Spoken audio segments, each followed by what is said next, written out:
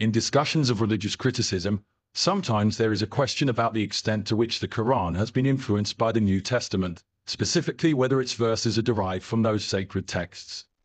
However, historical evidence and opinions of scholars make it clear that the Quran is not plagiarized, but rather the word of God revealed to the Prophet Muhammad.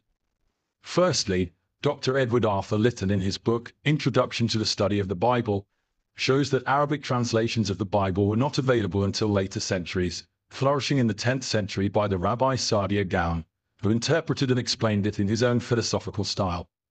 John Obadiah Westwood in his book, Palaeographia Sacra Pictoria, reinforces this view, indicating that Arabic translations of the Bible were very rare and did not appear before the 10th century, ruling out any direct borrowing from the New Testament in the Quran. The book, An Introduction to the Critical Study and Knowledge of the Holy Scriptures, Volume 2, page 84, explains the reason for this. Although the Christian religion was preached in Arabia as well as in other Eastern countries at an early period, it was never the established religion of the country, as it was in Syria and Egypt. Even the temple in Mecca was a pagan temple until the time of Muhammad.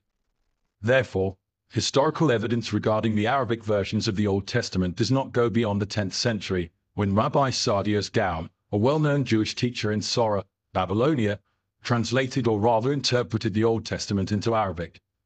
The Catholic Encyclopedia, edition 1913, volume 15, page 369, confirms this by stating that there are 6 or 7 Arabic translations of portions of the Old Testament according to the Septuagint, some of which date back to the 10th century. Regarding doubts about the Quran being influenced by previous books, Dr. Thomas Patrick Hughes mentions in the Dictionary of Islam that the oldest Arabic version of the Old Testament was a translation by Rabbi Saadias Gaon in the 10th century, while the oldest Arabic version of the New Testament was published by Urpenius in 1616. This is the result of what researchers in the West have reached. The first Arabic translation of the Old Testament did not appear before the 10th century. This is the same conclusion reached by researchers of the Eastern churches, including, for example, Abba Paul the Fagani, who states in his book, Al-Nahit al-Jami, page 338. The oldest Arabic translation of the Torah is by Saadia ben Gaon al-Fayumi, who was an Egyptian Jew and the head of the Surah rabbinical school in Babylon. This translation was based on Hebrew and had a significant influence on later Jewish translations. Now to the Islamic side. Let's start with the words of renowned Islamic scholar Dr. Mustafa Khattab, who has spent a lifetime studying the intricacies of the Quran. Dr. Khattab emphatically states, "There is no evidence whatsoever to suggest the Quran borrows from Jewish or Christian texts. The Quran in fact corrects many historical inaccuracies found in these texts." Next, consider the words of Professor Ahmad al-Jalad, a scholar of Semitic languages. He asserts, the Quran's language, style, and narrative structure are unique. It does not resemble the narrative style of the Old Testament or any Jewish text.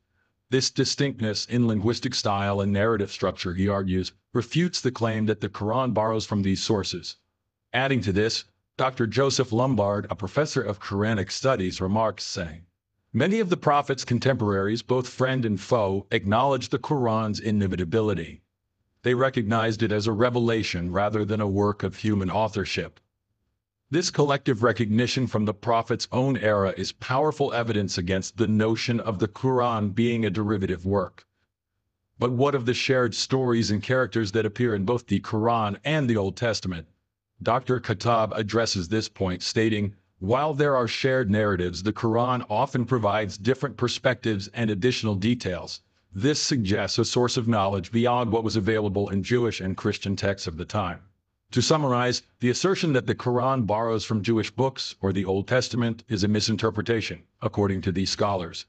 The unique language and style of the Quran, its ability to correct historical inaccuracies, the collective recognition of its inimitability during the Prophet's time, and the fresh perspectives it offers on shared narratives all refute this misconception.